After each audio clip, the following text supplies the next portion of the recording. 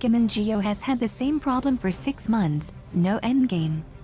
Right now, Pokémon GO players are sitting around waiting for Niantic to announce the game's next event, which at this rate, will probably be a Valentine's Day themed offering in 3 weeks. More pressingly, fans are hoping that it's nearly time for Gen 2 to arrive, as an absolute truckload of that data has been put into the game at this point, and yet, no news, no release of new Pokémon yet. But Pokémon GO has a core problem that still has not been addressed in the 6 months since launch. Player interest is fading because after a certain point in the game, there simply isn't that much to do. Despite all its updates, Pokémon GO fundamentally does not have an endgame. The gym scene is not an endgame, because it's just a constantly rotating cycle of kicking people out and getting kicked out yourself, likely using one of 6 to 7 Pokémon that are drastically more powerful than any of the others, fighting those same 6 to 7 Pokémon in almost every gym. Since gyms are only temporary, while this might be a fine activity, there's nothing at all in-game about it, no matter your Pokémon or your level. Leveling up your character and Pokémon isn't really an endgame activity either. It's nearly impossible for the vast majority of players to reach the highest levels in the game because of a huge XP wall that's insurmountable for any normal player to breach. But even if you do, the rewards are paltry. Random items, and the ability to level your maxed out Pokémon a few more times, increasing their CP for the pointless gym scene. The only true endgame GO has right now is catching them all, but it's easy to reach a breaking point in this regard, where diminishing returns making hunting down those final monsters either a chore or next to impossible. I only have a couple more Pokémon I can 2nd or 3rd stage evolve into new Pokédex entries, but it will take my hundreds of kilometers to do so using the buddy system. Some Pokémon I simply have to get extremely lucky to find, as in I have never once seen or hatched a Porygon or Grimer, and there's really nothing I can do to increase those odds other than driving like a madman all around the country hunting for them or walking until my legs break to hatch another 1,000 eggs.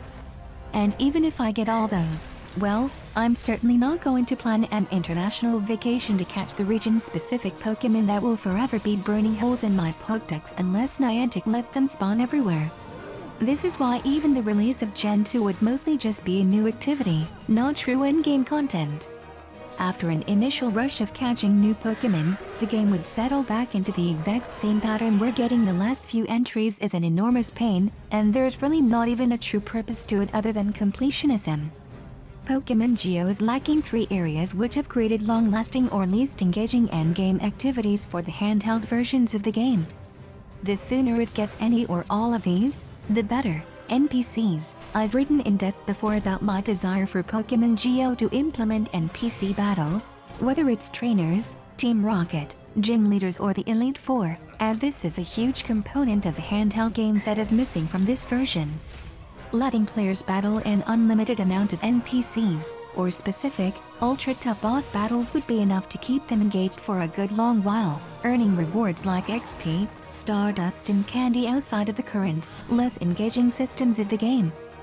Quests for legendaries. I fully believe that when Niantic brings legendary Pokémon to the game, they shouldn't just spawn in specific areas, MEWTWO and Times Square, etc. They should be quests that players have to complete individually, giving them something to work toward in order to unlock these powerful monsters. While we can't recreate the feeling of trekking through a dangerous area to find a legendary like in the handheld, the point is that it should be an involved process full of specific objectives to complete. Win 15 battles with electric-type Pokémon, hatch a 50km egg, in order to be rewarded with some of the best Pokémon in the game.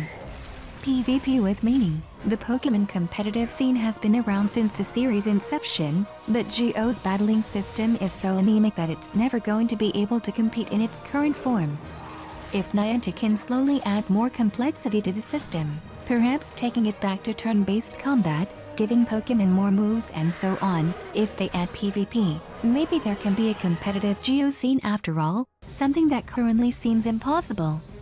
But if they could do it, it would make catching, training and evolving top-tier Pokémon actually worth it, rather than just slamming them into AI-controlled gyms only to be booted out in a matter of hours or days. While none of these suggestions would be terribly easy to implement, they would certainly be worthwhile for the long-term health of the game. And given that GO just made $950 million in 6 months in 2016, I think they should have the resources to start expanding the game in truly meaningful ways. However, some part of me wonders if there are secret limits that Nintendo, the Pokémon company, have placed on GO so that it doesn't start to cannibalize features from the handheld games. Maybe this is why true NPCs or turn-based combat will never make it into the game. Or perhaps I'm just being paranoid. Whatever the case, it's clear something needs to change. Events here and there are nice, as is adding new Pokémon to the game, but without true endgame activities, things that are worth training for and playing repeatedly, interest in GO will continue to wane. Check out these other amazing videos. Subscribe to our channel. Don't forget like, comment and subscribe. Thank you so much. Subscribe now.